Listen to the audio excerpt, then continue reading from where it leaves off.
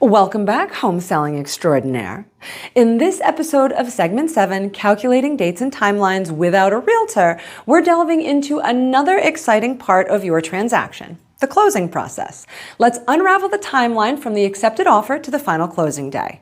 The closing is like the grand finale of your real estate journey. Let's break down the timeline to understand the key milestones and what to expect in getting there. Typically, from contract signing to closing, you're looking at 30 to 60 days unless otherwise negotiated. Number 1, accepted offer. It all begins with the accepted offer. Once you've done your best negotiating and all parties agree to terms, you'll fully execute your purchase and sales agreement and enter the exciting phase of the closing process. From offer acceptance to contract signing is usually within 24 to 48 hours, and the buyer will start their inspections and mortgage underwriting process immediately following. Number 2, escrow period. Next up is the time the buyer has to furnish the earnest money deposit as outlined and agreed to in your purchase and sales agreement. These funds will be held either by the buyer's real estate broker or your closing attorney, depending on the arrangements you've made, and is due typically either immediately or within 72 hours from the contract being fully signed.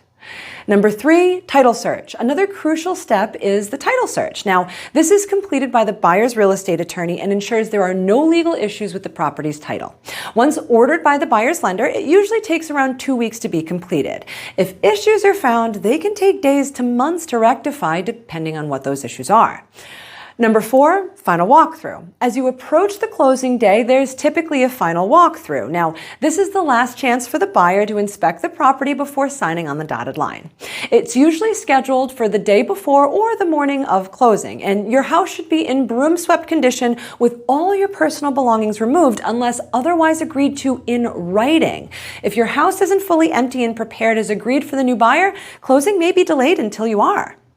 While these timelines are general guidelines, keep in mind that delays can and likely will happen. Whether unexpected issues found during inspections or financing hiccups can cause setbacks. The key is proactive management. Ensure you've got your secretarial ducks in a row to avoid last-minute surprises and stay in touch with all parties like we reviewed in Segment 3. You've taken it on as your responsibility to keep everyone moving to hit your target closing date, and proactivity is your best friend.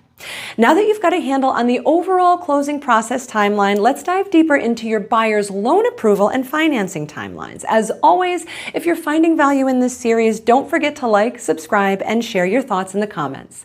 See you for episode 3 in our segment, Calculating Dates and Timelines in Your Self-Guided Real Estate Journey.